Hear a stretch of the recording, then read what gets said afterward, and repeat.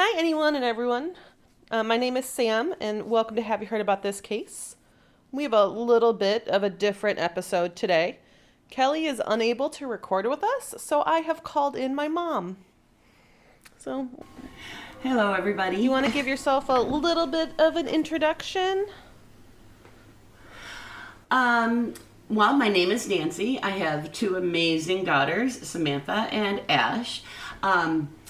I live in northern Wisconsin, but I'm from the suburban Chicago area originally. And that's a big reason why I wanted to choose the case that we're going to talk about today, because it takes place where you grew up. But before we get into that, since Kelly is unable to record with us today, I asked her if she wanted to ask the intro question. And she first said that she wants to thank you for jumping in, since she's unable to be here. Oh, happy to help. But she also asked, and I'll just read it word for word, what she messaged me. I would love to know what it's like raising two lovely ladies who became so successful. Did they grow up with true crime? That's such a great question, Kelly. Yes, what it was like raising my two daughters was amazing. We were kind of a corny family. We were very close. Our entertainment was Sunday drives. But yes, very much into true crime. I do remember, Sam, you just watching true crime all the time, sitting on your bed with your laptop, in the summer, especially in the morning, watching a lot of that stuff. So yeah, we definitely were a true crime family. Yeah, I know Ashley and I would watch it early because Unsolved Mysteries would start at like 8 a.m. And Ashley and I would be up watching Unsolved Mysteries on like Lifetime Network or something. Yeah. Yep. Yeah, we always had full cable, so you had whatever you wanted.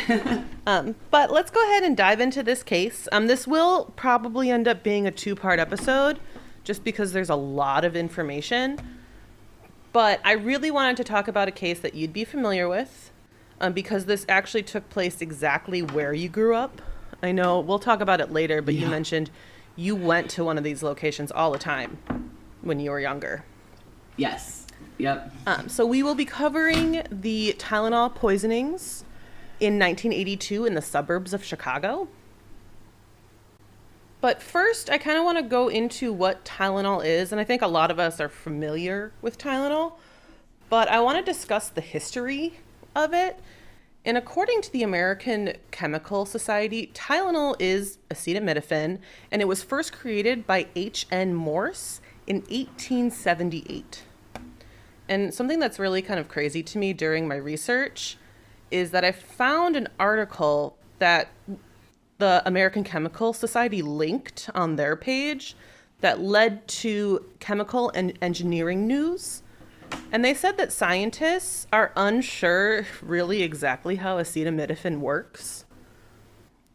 Yeah, isn't that crazy that they don't know? It kind of blew my mind where it's like, Yeah. it has a lot of dangers, but it's so common. Well, I live on Tylenol. I take a lot of Tylenol every day. It has a lot of benefits, obviously. It can just be something that you can take over the counter for common flu or cold, but it's also in prescribed medications such as Vicodin. So it has like a wide-ranging variety of uses. Mm-hmm. It does, unfortunately, have the ability to cause liver damage, and it has the ability to be deadly, but according to ProPublica, which is a nonprofit newsroom, there's an average of 150 deaths reported in the United States due to acetaminophen each year.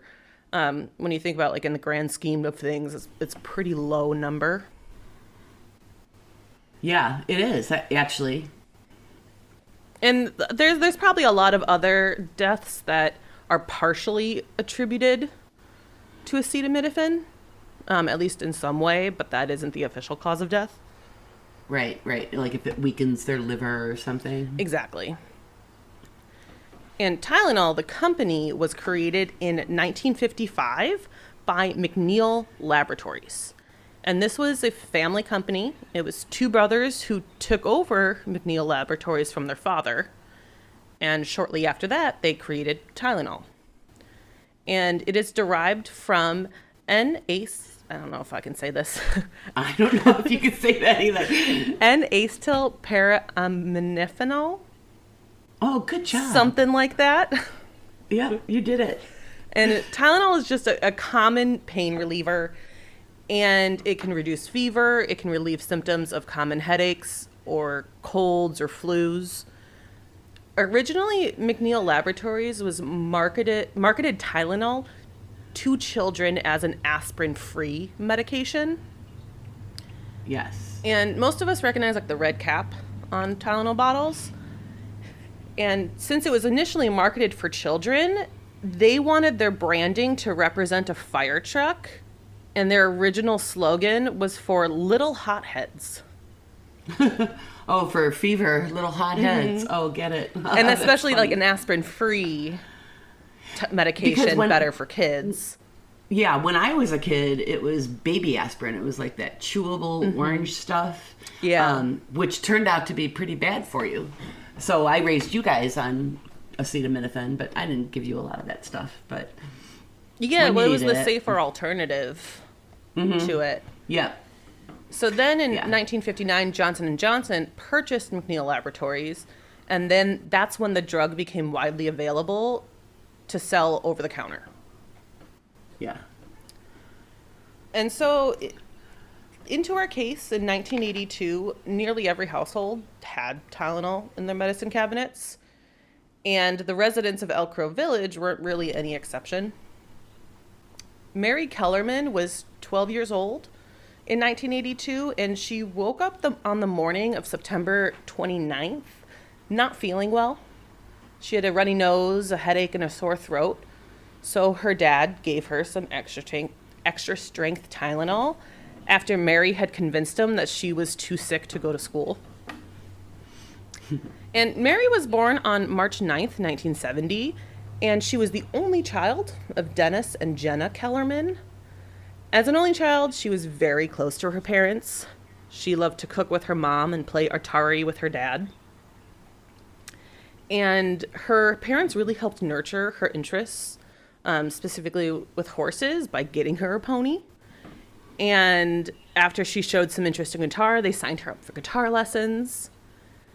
And Mary was in the 7th grade at Adams Junior High School when she made a name for herself in her own neighborhood as a really great babysitter within the last year. Sounds like a pretty cool kid. Right? Yeah, sad.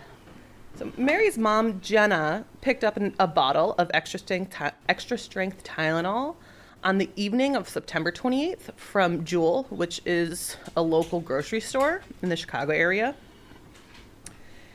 And this Jewel was at the corner of Arlington Heights Road and, is it Besterfield? It's Beesterfield Road. All right. In the corner of Arlington Heights Road and Beesterfield Road. And it was out of this new bottle that Mary's dad gave her one extra strength Tylenol on the morning of September 29th, shortly before 7 a.m. A few minutes later, Mary collapsed on the floor of her bathroom. Her father called an ambulance, and he also called Jenna, who she was already at work that morning. So Jenna hopped back in the car, and she arrived home as the paramedics were loading Mary into the ambulance, and they rushed her to Alexian Brothers Medical Center in Elk Grove Village. And unfortunately, by 9:56 a.m., Mary was pronounced dead. And initially, it was believed that Mary had a stroke, but it wasn't until the autopsy, in addition to discovering more victims, that Mary's death would later be determined to be a murder. That's just crazy. And a stroke at 12 years old. Exactly. And I was surprised. There's a few, we'll go through them. Unfortunately, there's many victims here. But a couple of them were diagnosed with a stroke or heart failure, and some just weren't. So it was really interesting, to have the first victim be diagnosed with a stroke at 12 years old. Yeah. Well, I'm sure that those doctors were just really scratching their head, like, holy cow. Well, we'll get to the doctors. One of the doctors who helped our next victim specifically is very impressive with kind of his thought process and what he did to figure out what was happening to these people. Yeah. Yeah. I mean, just to even think of how do you even begin to figure it out and do the background checks and the tracing of everything they did before it happened. We'll get into a lot of it. It was very interesting to read how they figured all of this out in a very, very short period of time. But before we get too far into the case, I do want to mention Christy Gutkowski and Stacy St. Clair from the Chicago Tribune have done so much research on this case, and they've put together a really fantastic group of articles, and they've done a podcast on this called Unsealed, the Tylenol Murders. And I highly recommend it to anyone. It goes much more in depth than what we will within these next 2 episodes. So I definitely recommend anyone check it out who's kind of interested in this story. Yeah, that'll be a good one to listen to. Yeah, they started doing it during the pandemic, and I didn't re-listen to it for this research. I wanted to more so rely on articles through all of this. And I think it's 6 or 8 episodes. But they filed a bunch of Freedom of Information Act requests and got a ton of information that they released to the public. But our next victim, Adam Janis, was born in early March in 1955 in Tarnow, Poland.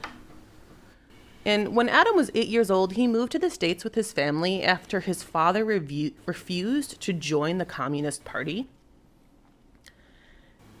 And after growing up here, Adam married a woman named Teresa, who he actually met while he was back visiting Poland. So she moved to the States with him, and they settled in Arlington Heights, Illinois. And this is about less than 10 miles from Elk Grove Village, so you kind of have a retrospect of how close. Right next door. Yep. Yeah, some of our victims will be further away, but these 2 in particular are incredibly close. Mm-hmm. Yeah, and that is my neighborhood. Yeah, I know this one in particular is where you exactly were, really. Yes. Yep. That was well, we'll get there, but that was the store I grocery shopped at with my mom all my life. Yeah, and then later went back because she lived next door to it for many years. She did. Yeah. Yeah. But Adam and Teresa had 2 kids together named Kathy and Thomas. And in a Chicago Tribune article, Teresa reflected on how her husband was always happy and how he was a great father who loved playing with his kids. And Adam wasn't feeling well on September 28th. He told his wife that he was starting to feel some chest pains. And so the next day he decided that he was going to stay home from work on September 29th. That morning, he still wasn't feeling great, but he was feeling well enough to do some errands with his wife and his son. And then later that day, Adam went to pick up his daughter from preschool and stopped at a Jewel on his way home on Vale Avenue in Arlington Heights, which is exactly where you were saying. Yeah, that is my Jewel. Go to. Yes. And he stopped to pick up some groceries in addition to a bottle of extra strength Tylenol since he wasn't feeling well. And shortly after Adam arrived home, he took 2 extra strength Tylenol. And moments later, Teresa saw Adam exit the bathroom, and he was complaining of severe chest pains. He was clutching his chest and struggling to breathe. And Teresa noticed that his eyes were fixed and dilated. Mm. And how scary that had to be. Oh, I'm sure all of this had to be incredibly scary. It's like you don't know what to do, And it happens nearly immediately after taking the pills. Yeah, and he had complained the day before of chest pain, so I'm sure she's, no one's thinking that it's in the medicine he took to make himself feel better. Exactly. Same with Mary Kellerman. Yeah. You have no clue what it is. The medicine's supposed to help you, not kill you. You think it's the illness. Yeah, the illness that did it, not the medicine. That's just heartbreaking. Right. And at this moment, Teresa saw her neighbors were outside, and she ran out because she knew one of them was a nurse who spoke Polish. And remember, they're both Polish immigrants, so having that ability was a big benefit, especially while trying to explain medical needs, because they don't have to essentially translate in their head to English. Right. Yeah. And so the two neighbors ran into Adam and Teresa's home, and the nurse immediately started to apply chest compressions while the other neighbor called the ambulance.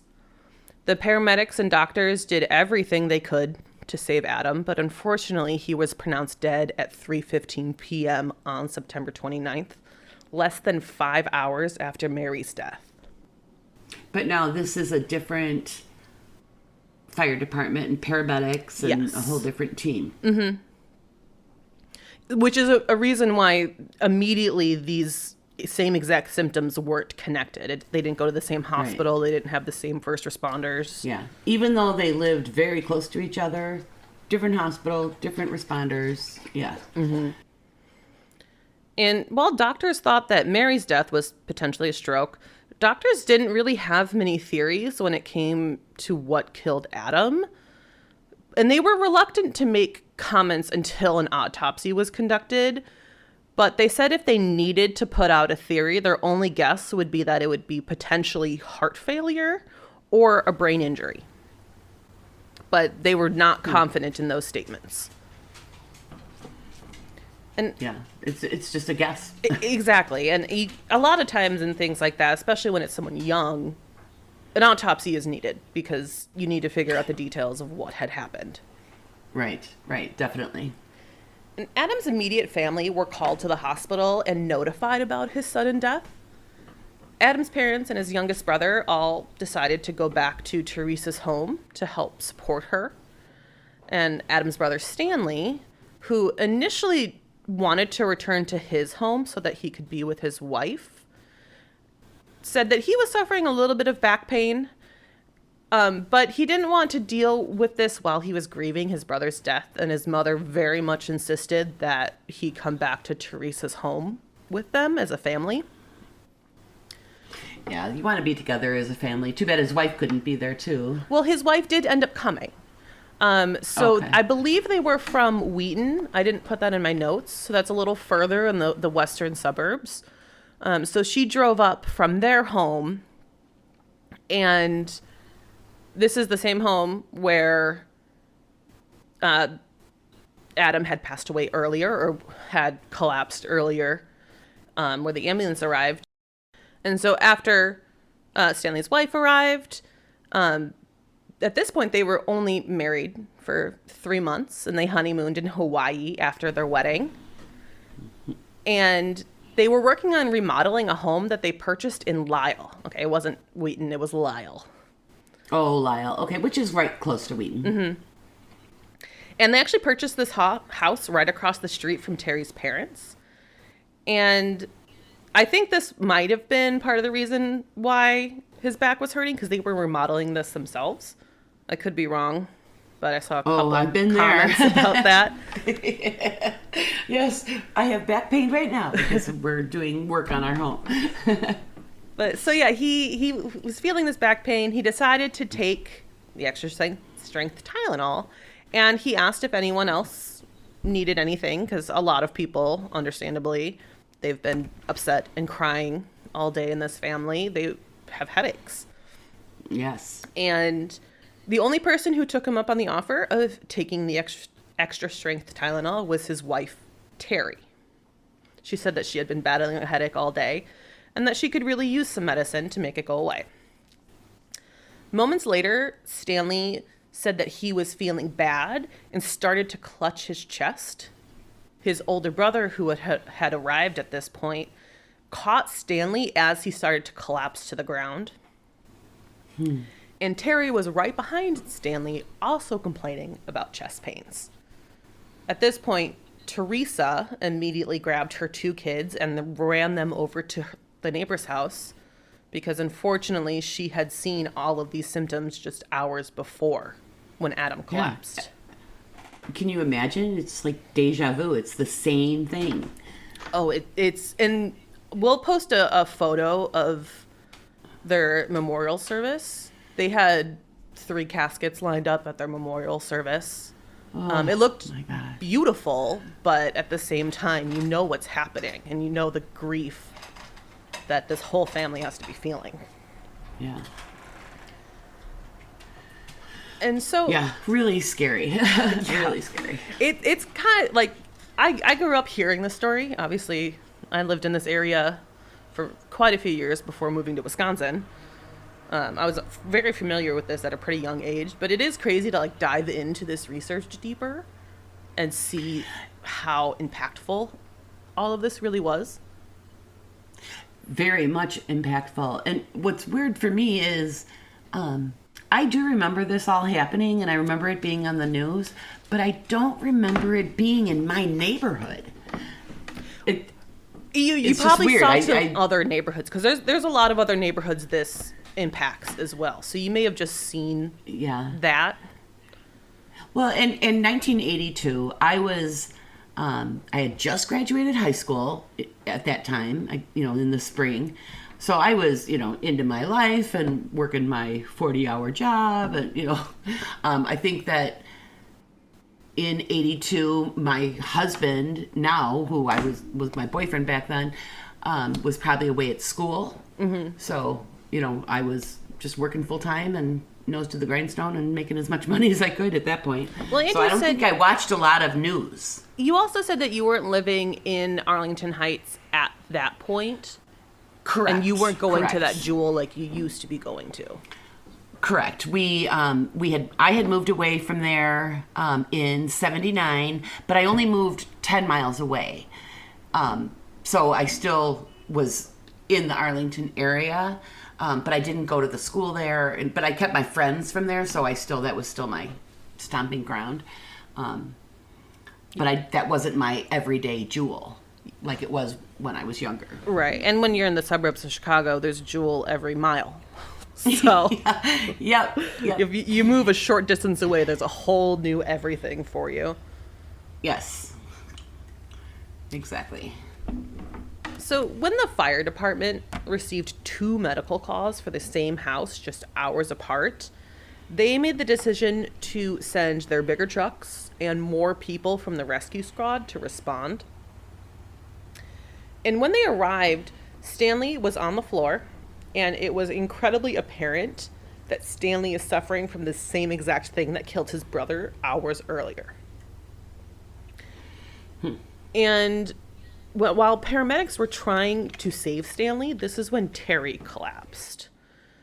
The first responders and paramedics believed that it potentially was because of shock, but when they turned her over to give her the care that she needed, they realized that this was a whole lot more than shock causing her to pass out. And authorities had no idea what was happening in the Janus home, but they wanted to be prepared for the worst. So they loaded everyone up, all of the family that was there, into different police cars and took everyone to the hospital. And they also warned the hospital before arriving that they needed to be isolated in the event that whatever was causing the sudden collapse of multiple family members could be airborne. Yeah, so they probably had to set up a separate entrance and get them right into a separate area to keep everyone else in the hospital from being at risk. Yeah, I don't know if they had a separate entrance. I didn't see that in any of the articles, but they did basically isolate them in this family conference room where they weren't allowed to go out, talk to anybody, while Stanley and Terry were immediately being evaluated, and they can then follow up and be evaluated after. Mm-hmm. And they probably went to Northwest Hospital in Arlington. That was my assumption, but I didn't Yeah. see it specifically stated. It just says they were taken to the hospital. But I thought Most that they likely. were taken to Northwest as well. Yeah, most likely. And that's where I was born, and that's where you were born, and Ashley was born. Right. So, yeah, we were all born there. But, yeah. So as the family were arriving in ambulance and the police cars, the doctor who tried his best to save Adam Janice's life just hours earlier, Dr. Kim, was getting ready to leave after his shift. And Dr. Kim initially says that he assumed they had a medical emergency that was brought on by grief, which is what the paramedics kind of initially assumed with Terry. But once he heard that it was the same symptoms as Adam, he refused to leave after his shift. He felt the need to continue to figure out what this is and try to save their lives. Good doctor. He does some pretty incredible things coming up here. Yeah. And while authorities haven't connected Mary's death to Adam's or Stanley and Terry's sudden chest pains, shallow breath, and them collapsing, it was clear that something connected the symptoms between Adam, Stanley, and Terry. And they kept the whole family under quarantine in this conference room while Dr. Kim and additional emergency room staff were trying to stabilize Stanley and Terry. By 10 p.m. that night, Stanley had died and Terry was on life support without any expectation that she would survive. And at this point, Dr. Kim started to formulate a theory of what was causing this to happen to the Janice family. And he believed it wasn't airborne, but in turn it was ingested. And so now let's backtrack a little bit to the afternoon of September 29th at 3:45 p.m. Mary Lynn Reiner was getting ready to feed her baby, who at this point was only 6 days old. Oh. And she had a bad headache and decided to take some extra strength Tylenol that she had purchased earlier that day, which her doctor had recommended for her headaches. She lived in Winfield, which is a western suburb of Chicago, and about 20 miles from Elk Grove Village. And I'm unsure exactly where Mary bought the Tylenol. The Tribune filed a Freedom of Information Act request for Mary's case file, but they were told that her original case file was lost in a flood, so unfortunately we don't have a ton of information on Mary Lynn as we do with some of the other victims. Yep, that happens. And immediately after taking the Tylenol, Mary felt dizzy, and then she collapsed on the kitchen floor and started to have seizures. Her husband called the police, and after the ambulance had arrived, Mary Lynn's husband had to do everything he could to help his wife while also having to protect their other children who were upstairs, and he didn't want them to see his mother suffer from this sudden medical emergency. Yes, that's traumatic to see your parent. Yeah. And so Mary Lynn was taken to the hospital where she was on life support and she died the following day. And then at 6:45 p.m. on the evening of the 29th, Mary McFarland, we have a lot of Marys. I'm trying to keep them straight. Yeah, there's a lot of Marys. Very popular name at the time. But Mary McFarland was at the Yorktown shopping mall in Lombard, Illinois. And Mary had divorced her husband in 1980, which left her as a single mother of 2 sons. She felt like she was just starting to recently get her life back together after the divorce. And she was working at Illinois Bell Telephone in the Yorktown Mall. She had recently... I remember those stores. See, I remember Yorktown from when I worked in malls.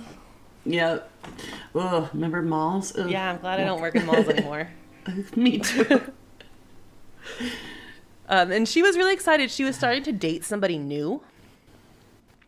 And Mary's 2 young sons meant the world to her. And it sounds like she was excited to introduce her new boyfriend to her kids. And she really liked her job at Illinois Bell Telephone because it allowed her to spend as much time as possible with her kids while still bringing in a steady income, because at that point, Illinois Bell Telephone was a union job. And so she was able to have a very steady income with that. Mm-hmm. And she was on dinner break. And so she went to go eat with her friend Jan. And then after their dinner, they just returned to the store to clock back in. And Mary said that she had a headache, so she ducked into the back room to take some medicine that she had in her purse. And less than 10 minutes later, Mary told her coworkers that she wasn't feeling well, and then she collapsed. Her coworkers attempted CPR while waiting on the ambulance to arrive. And once the EMTs arrived, they asked her coworkers if she had taken anything. And one of the coworkers who was in the back room with Mary when she took the Tylenol immediately informed the EMTs. And Mary was taken to Good Samaritan Hospital in Downers Grove, but unfortunately they were unable to save Mary, and she never regained consciousness. And her family was initially told that she had a massive stroke, and that is what caused her death. You know, it's crazy. The quickness that the drug did to them. I mean, it was minutes. It's incredibly fast. So, they must have, it must have been on the, like, topical on those pills, not in the pill. I do believe it was in the pill. We'll post a photo on our social media, and it actually shows 2 pills broken open, one with regular Tylenol inside and one with the cyanide inside. So that really makes me think that it was the powder inside of the pill. But there's a good possibility that there's even powder on the outside of the pill just because it was opened and repackaged. Well, that's where I was going to go next, is the opening and repackaging, and to conceal it and make it look like it's still a brand new thing on the shelf at a store. At this point, it was very easy to do that. There was no tamper-proof packaging back then. This is actually what created tamper-proof packaging. Yeah, I do remember that happening, and it's like there was a lot of talk on the news about how things had to be changed and made safe for consumers. Mm-hmm. This was like the catalyst that pushed that all into motion. Yeah, and before that was big news. It changed everything, really. Yeah. There's a lot that this case changed for our own country, and a lot of things that really had to update because of this case. But I know at that point, when I was reading the article, all Tylenol was the pill bottle in a cardboard box, and the top of the bottle, it doesn't even seem like it had child-proof, where you have to like push down and turn. It was just a cap turned off. Yeah, I think it was just a screw top. Mm-hmm. And then there was no seal on it, but it had a cotton ball on the top. Yeah. So anyone who wanted to buy those pills could easily just get a box, open the pill capsules, refill them with the cyanide, and put it right back on the shelf with no one even knowing. Yeah. Wow, it's diabolical. This case, I think a lot of people are quite familiar with this case. It's unsolved. And they think they have a suspect, but there was no charges filed or conviction or anything like that. So really, this case is very much unsolved, and it's mind-blowing to me. Yeah. Yeah, that's scary. Really scary that anybody would be like that horrible. Right? To other humans. Exactly. I mean, these are humans. I don't know. I get frustrated when people are mean to other humans. Well, it's also like with this, what's the most mind-blowing to me is how random it all is. Like, you can't be targeting people. You can't, like, what message are you sending by doing this? Because there has to be a message, right? Like, Well, there doesn't really, because with this particular guy, or person, he didn't target a specific person. He didn't claim credit or, well, like even the Unabomber wrote letters and, Well, we'll get a lot of that into episode 2. Okay, and I don't know it all. There is a letter. Oh, there is. There is a letter. Okay. And all right, I don't know about that. yeah, we'll get into all of that in episode 2. Because the investigation, we'll start the investigation in this episode, and then we'll get to the suspects in the next episode. But there was definitely a letter that was sent, and there's a lot of theories whether this was a target of Johnson & Johnson or one of their subsidiaries, because they're kind of an umbrella company. So there's a lot of different theories out there because somebody doesn't do this, like they could, but somebody doesn't do this without an end goal in mind. Right. What is that end goal? Is it something that's on the corporate level? Is it something on a local level? Yeah. Corporate level sounds logical at this point, that I don't know a lot about this case, even though I lived through it. Well, the research on this case is, I was expecting this to be one episode. There's no way. There's no way I can do it in one. Yeah. It is weird, though, that I was right there and I didn't know a lot about this. Well, we talked about this a lot when an episode we did a couple weeks ago with Susan Obbington and Yvonne Bender. The girls. Yes. I think the news was just different, and the consumption of news was different. Because I agree. You got, like, specifically Dad, he literally grew up down the street where that happened. Yes.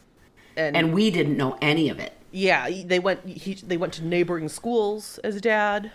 They were 1 year ahead of him in school. Yeah. I just think the consumption of news was so different back then. It was. And if you didn't sit down at 6 o'clock and watch the news, or 5 o'clock for the local, you didn't get to see it. Exactly. Or you watched it at 10 and, maybe you're in bed by then. So it wasn't like the available news we have now. It's yeah, so not at our fingertips every second of the day. Yeah. But back to September 29th at 8:43 p.m. Paula Price was returning home. She was a United flight attendant, and she was returning to Chicago from 2 back-to-back flights that she worked that day. One was coming from Las Vegas to Chicago, and then she hopped on another flight that was a round-trip flight to Hartford, Connecticut. So she had a very long day, and she was getting ready to leave the airport to go to her apartment in Old Town in the city of Chicago when she saw that a friend of hers, who was also a flight attendant, who also lived in the same building as Paula, was finishing up a flight, but she wasn't going to land until an hour later. So she made a decision. She just wanted to go home. She didn't want to wait that hour for her. But she'd left a note on her mailbox in the airport, just saying, "Hey, we should meet up for drinks later. I have some exciting news to tell you." And at 9:16 p.m., Paula stopped at a Walgreens in Old Town, which was near her apartment. And this is actually a Walgreens that I used to go to all the time because it was on my route to work. Yeah. And she purchased a bottle of extra strength Tylenol. And we actually have security footage of this, of her checking out at the register. So we'll add that to our Instagram as well. And she gets home. She's starting to wind down for the night. She puts on a nightgown. She's removing her makeup. And she took one of the pills from this new Tylenol bottle.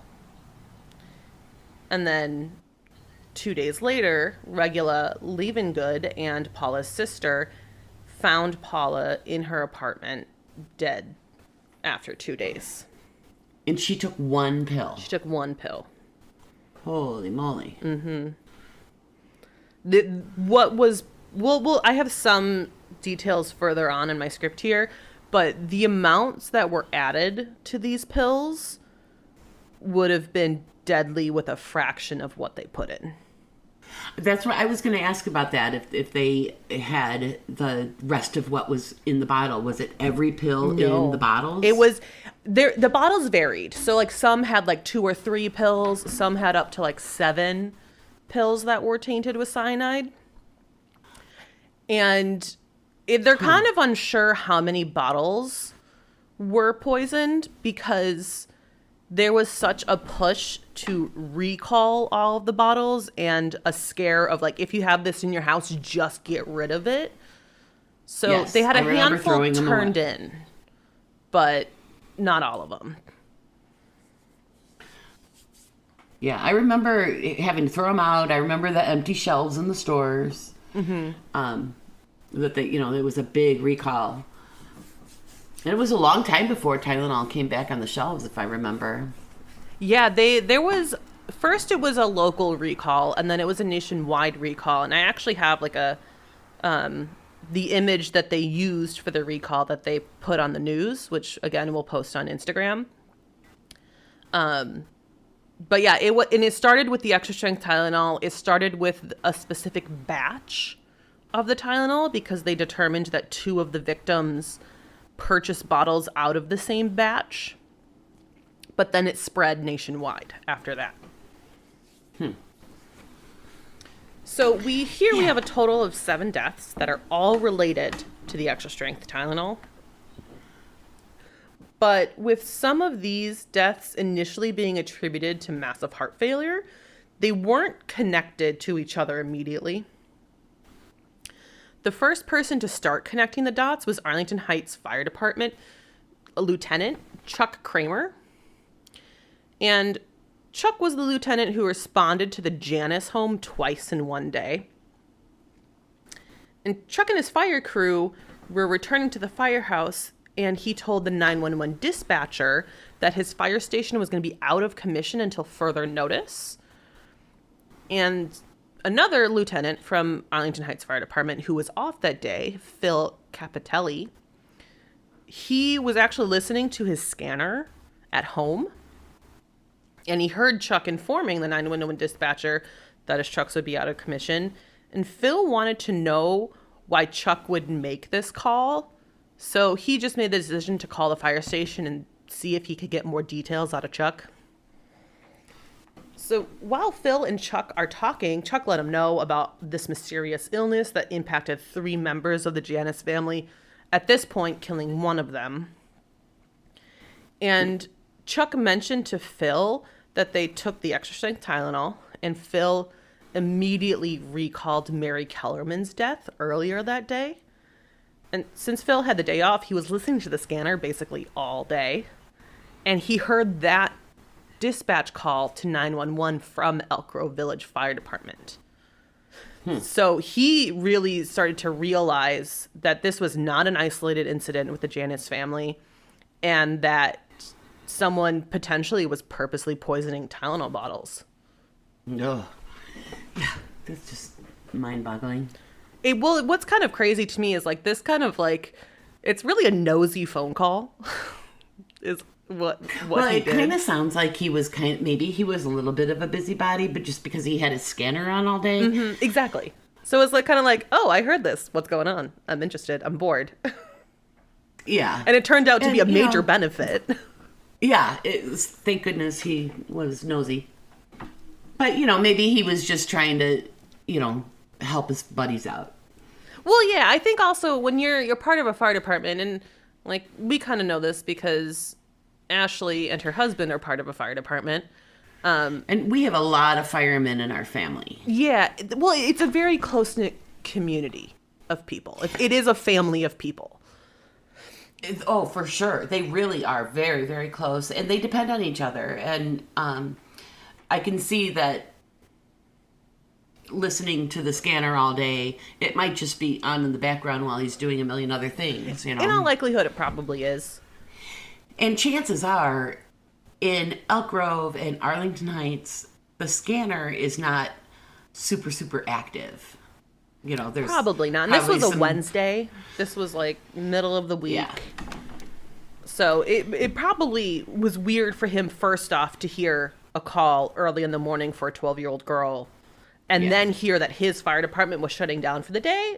That's a lot of curiosity there. Yeah. And that's alarming. Mm-hmm. So I get that.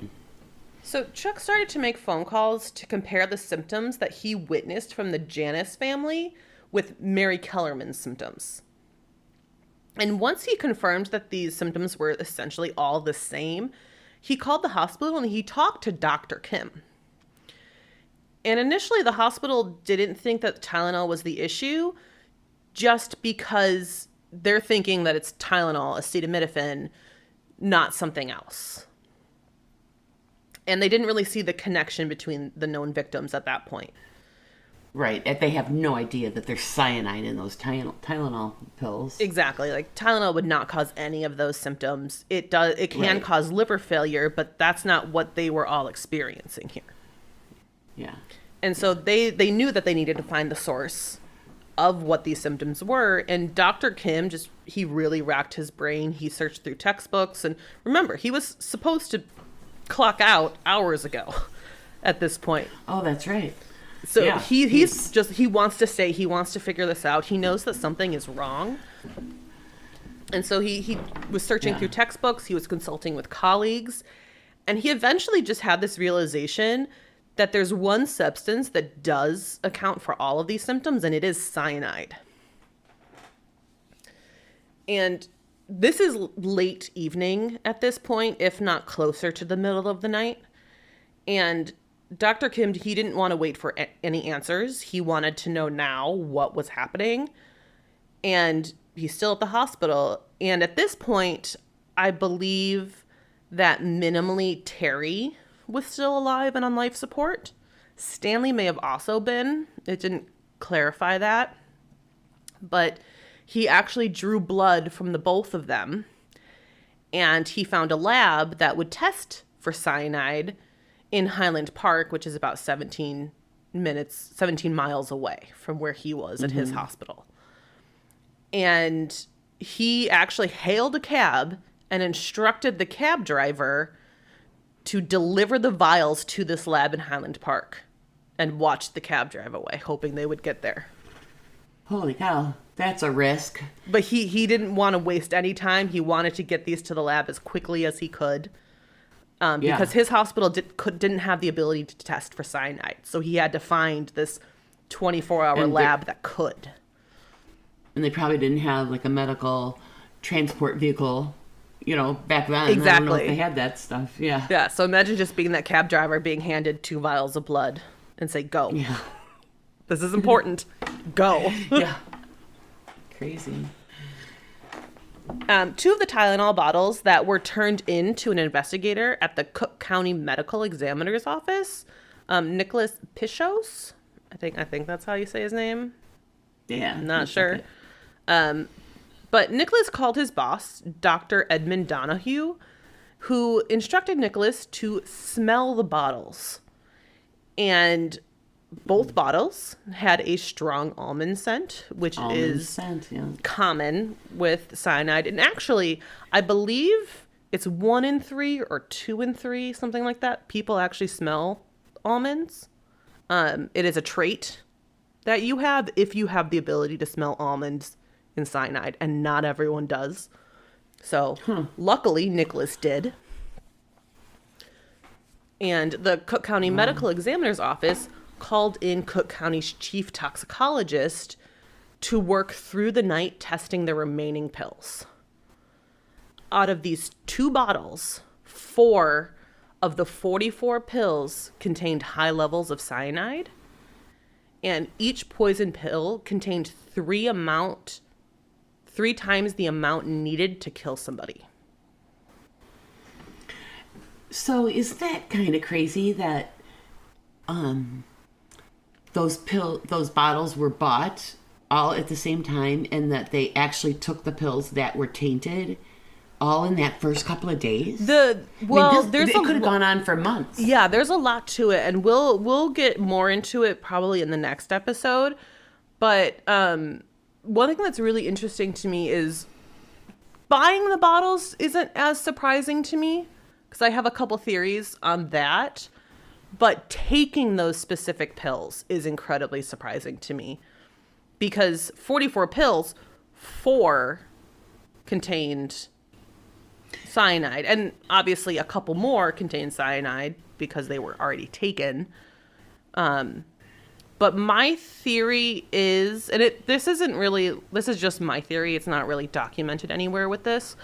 But whoever did this bought the bottles or stole the bottles, either one at this point. Who really knows what this person would do? Yeah. And put the cyanide in them and then put them in the front of the shelves so they would clearly be the first taken. Mm-hmm. And I think they did this probably early morning. Well, probably some point on the 28th. Because a couple of the bottles were purchased on the 28th while the others were purchased on the 29th. So there was video of the one girl buying her pills at the Walgreens. Mm-hmm. I wonder if there was video of the person Nope. putting them back on the shelves. So this camera at the Walgreens, it was very interesting because I just randomly read this, and so it's interesting you're asking about it. It was actually a camera that was very specifically used at the checkouts, and it wasn't Walgreens' camera. It was the bank's camera because they were recording anyone writing checks. If there was a fraudulent check, then they could go back in the camera. We used to write checks at stores. Right? Yeah. So that was the only reason the camera was in that store. Okay, so if that murderer didn't go to the register, he wouldn't be on camera. Exactly. Yeah. Okay. So while the Cook County Medical Examiner's Office were conducting their test to confirm this cyanide theory, Dr. Kim received a call from the testing facility in Highland Park, and they also confirmed high levels of cyanide. Mm-hmm. By 3 a.m. on September 30th, a local news source, City News, which I don't believe exists anymore. If it does, it's under a different name. They received a tip about these deaths, but they were unable to confirm from authorities that it was Tylenol that was connected to these deaths. And they felt like this was incredibly important, and they kept pushing to see if they could release this news at 5:30 a.m., and they felt they really needed to warn the Chicago area to avoid taking any medications that could result in more deaths. And they did have the ability to release this news first thing in the morning, and immediately many pain medications were removed from shelves. People were discouraged from taking Tylenol, and the public health department actually went door to door in these neighborhoods to inform people about the potential danger. And the police drove through neighborhoods on their bullhorns, telling people to dispose of any Tylenol they may have. Wow. And okay, I don't remember that. What this kind of reminds me of, which it shouldn't, but it does, is Blues Brothers. Yes. Yeah, well, that was a comedy. Exactly. Like that's not a good comparison, but that's what I'm picturing in my head. I'm thinking back to the time and like, where did I work right after high school? I worked in an office in Elk Grove Village. Oh, really? But it was I worked at several different offices in Elk Grove Village because most of Elk Grove is industrial parks. Mm-hmm. It's a lot of warehouses. It's a lot of big buildings with offices up front. I worked at a place that we were a carpet and flooring distributor, and I did like the warehousing paperwork. Oh, kind of some of the stuff I do now with my warehouse. Kinda, yeah. Well, we hear the puppies. Yeah, that's my dog, Fanny. She heard a noise, so she got nervous. Yeah, well, Rigby was attacking me during the last episode. Yeah, I remember. Rigby's always attacking you. But some people did turn in their bottles versus throwing them away. And these bottles were taken off the shelves, and these were all tested. And 3 more bottles were determined to be poisoned. And there was a possibility that a lot more were also poisoned, but since police and the media just urged people to throw them away for their own safety, they would never really know if there were additional bottles. Yeah, because if they just threw them in the garbage. Mm-hmm. And it was one of those things where they felt the need to just get it out of people's hands more than the concern of, oh, keep those, give them to us, we'll test them later. Mm-hmm. They just didn't want to risk any more deaths. And very quickly, these poisonings became nationwide news. And they had identified only 3 of the 7 victims at this point. And the investigation nearly immediately kind of turned political, which we'll talk a little bit more about in the next episode. But Attorney General Ty Fauner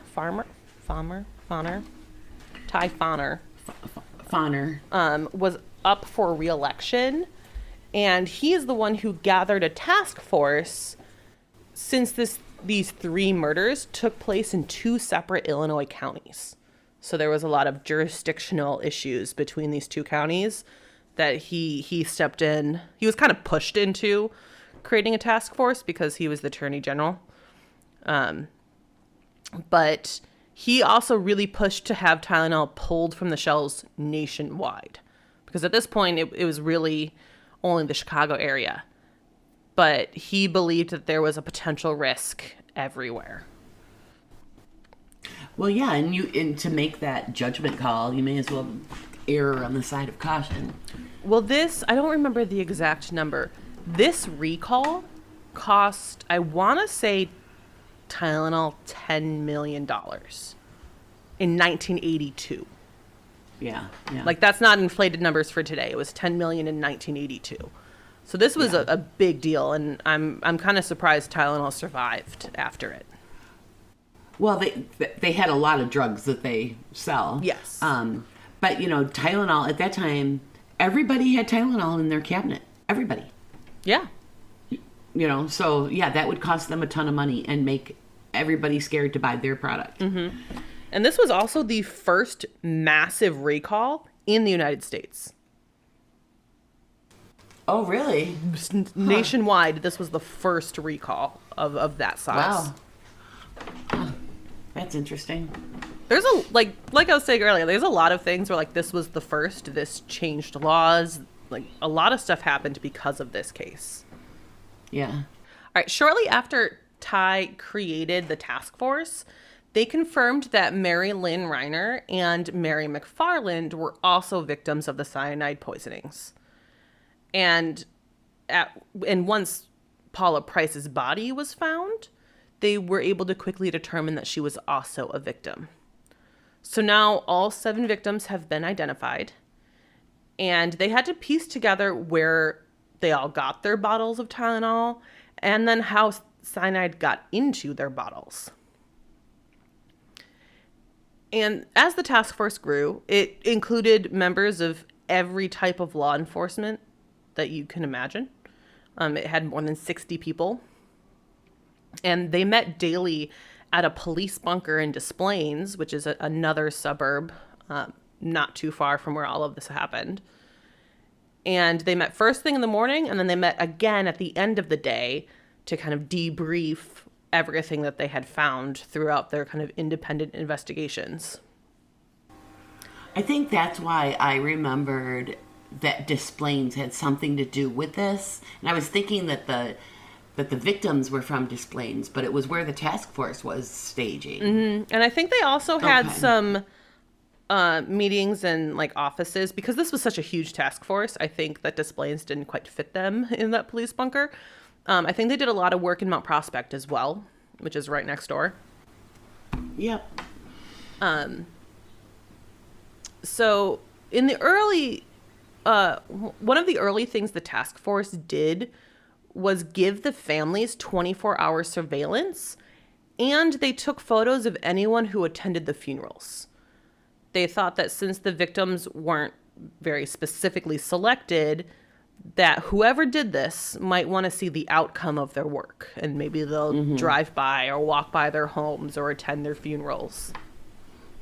Yeah, I think that's a thing that bad people do. It's a common thing, especially when there's no direct connection to their victim.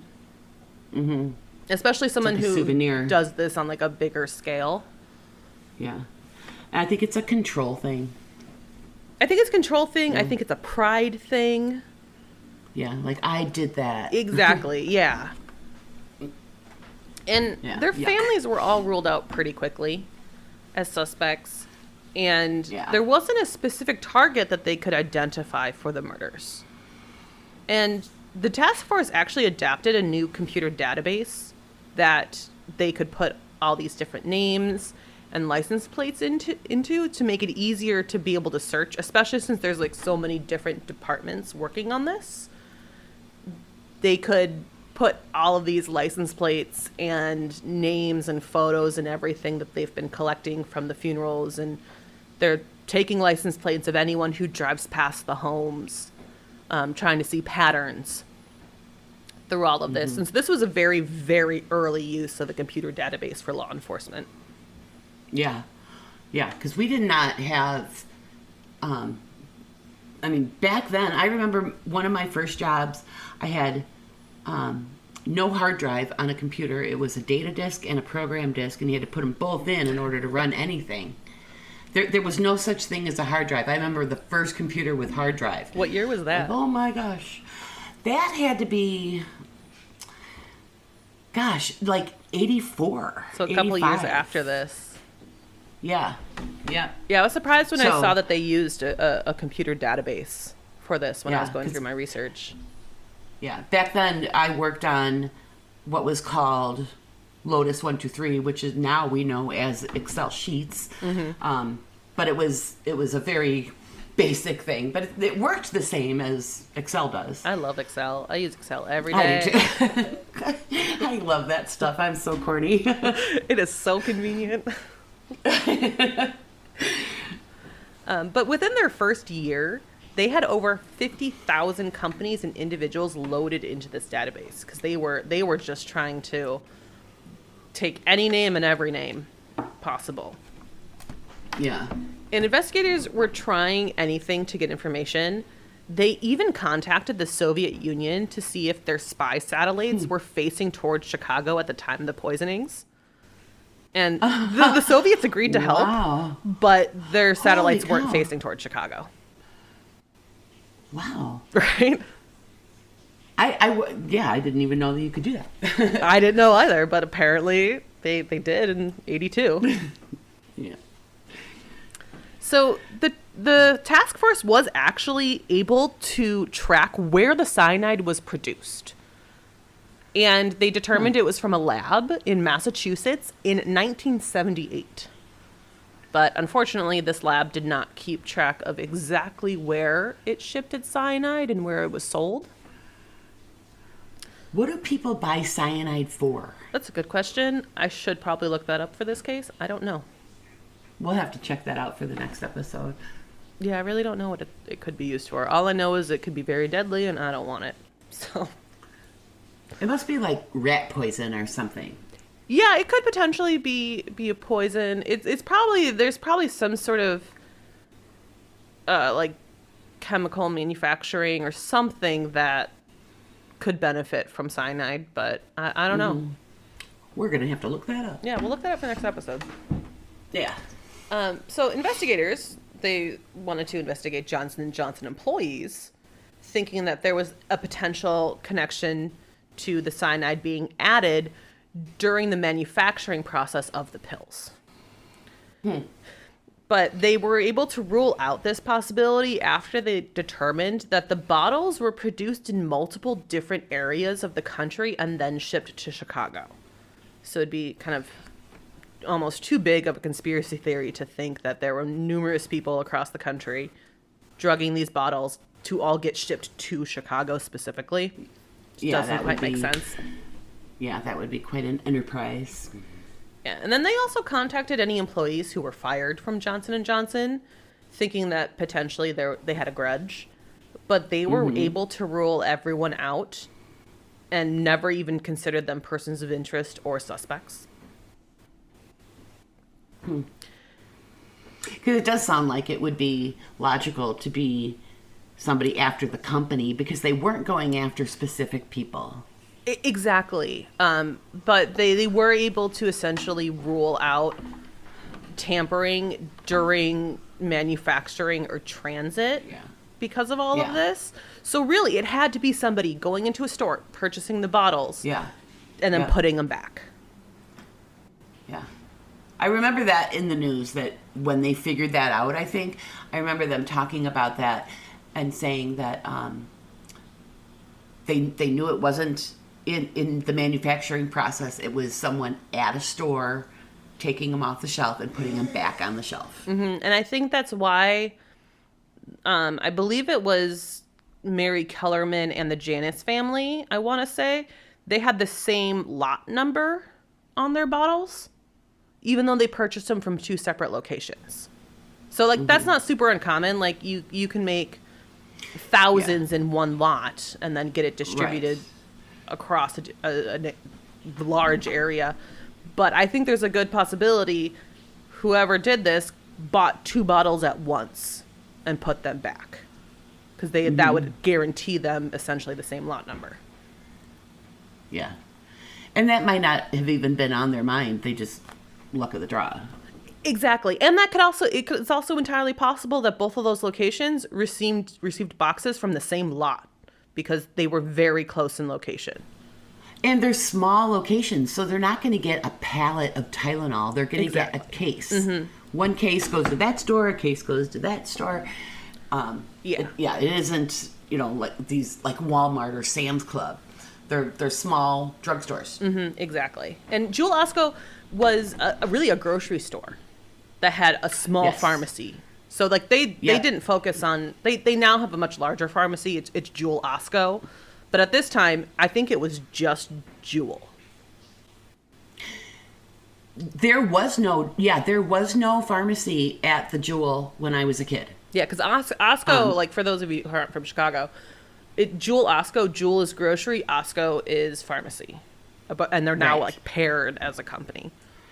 And they're always together now. But at that time, in that store on Vale Street in Arlington, where I grew up, we had to go to a separate pharmacy to get prescriptions. The Jewel would have Tylenol on their shelf. Yeah, just like there was no pharmacist. Common over-the-counter stuff. Yeah, just over the counter. Like if you go into like 7-Eleven or something now, they still have all of that little stuff. Exactly. Right. So after all of the interviews and ruling out any potential suspects, the task force decided to use a newly developed FBI tactic. They brought in profilers. And this is one of the earliest uses of FBI profiling. Which is, again, this case kind of like is groundbreaking in a lot of different ways. Yes. Yeah, because profiling, I don't remember it being around back then. Yeah, this was, I think it was in use, but this is one of like the bigger cases that they brought it in on at this time. Yeah. And unfortunately, because there's very little to kind of know about the suspect, because these were very kind of sporadic and random killings over a pretty good geographical space, but in a very short period of time. They kind of developed a few theories on traits from this person, but when we're kind of looking at it in retrospect now, they're very common traits. But they believe the suspect was male and that he likely suffered from mental health issues. And he likely had a history of harming animals. And he was currently enjoying the national attention that he was getting for these crimes. So that's a very kind of generic. It is generic, profile. But it's true. It's accurate. Well, this is kind of when they were discovering that those were very common things among serial killers. So this to them was like mind-blowing ideas. But we've come to learn over the years that this is a very common trend. It's often called the trifecta. And they believe that he once he was potentially tired of the attention, or after the attention had dissipated from the news, that he would likely try to step in and contact investigators, whether this was to taunt him or help them solve the case and identify him, a variety of different things. But they thought that he would actually come forward in some way, shape, or form. Yeah. And as we were talking about a little earlier, and we'll go in depth next time, he did, potentially. We don't know if that was actually him, but we think it is. Super creepy. And again, I mentioned a little bit earlier, I very strongly recommend reading and listening to the Chicago Tribune coverage of this case. They've done so much work in everything to pull this together over the last 42 years. And a large majority of my research came from them. They've done a really great series of articles that are very in-depth, starting with the victims, the investigation, and then the one suspect and then another suspect, and then how it impacted the country. So I definitely recommend so checking many them things out. changed. Yeah, we'll have it linked below. They have a whole page called the Tylenol Murders, Read the Tribune Investigation, where they link just a ton of different articles that they've written over the years. So I highly recommend it. Please check it out, because this is scratching the surface of this case. There's a whole lot more that I didn't talk about because I'm doing this in 2 I can't wait episodes. to hear the rest. It is. It's intriguing. And it'll be much more interesting in next episode too, because this was just kind of laying the foundation. When you get more into really who they think potentially did this, it's very, very interesting. But this is where we're going to leave this episode for this week. So next week we will talk about the suspects. And since this is all still unsolved, they're just suspects, even though investigators have a pretty solid idea of who they believe did it. But anything that you want to say before we sign off? No, not really. I want to thank you for having me. This was really fun. I was super nervous to do this because I've never done anything like this before. But Sam, you made it easy and it was really enjoyable. Thanks for asking me. Well, this is kind of like what we do before I record with Kelly. Kind of tell you the case anyway. Yeah. Well, and you and I talk about just about every case you do. So, plus a whole lot of other ones. So we talk about this stuff all the time. Yeah. So we just had a microphone in front of us this time. Yeah, exactly. Yeah. It was super fun. Thank you for jumping on. Kelly greatly appreciates it. I'm happy to fill in. And then we'll figure out a time to record part 2. Yeah. But thank you all for listening to Have You Heard About This Case? If you enjoyed this episode, please leave us a review on Apple Podcasts. And you can find us on Instagram at Have You Heard About This Case Pod, on TikTok at HYHATC, or you can email us at haveyouheardaboutThisCase@gmail.com. Thanks, and we'll talk to you later.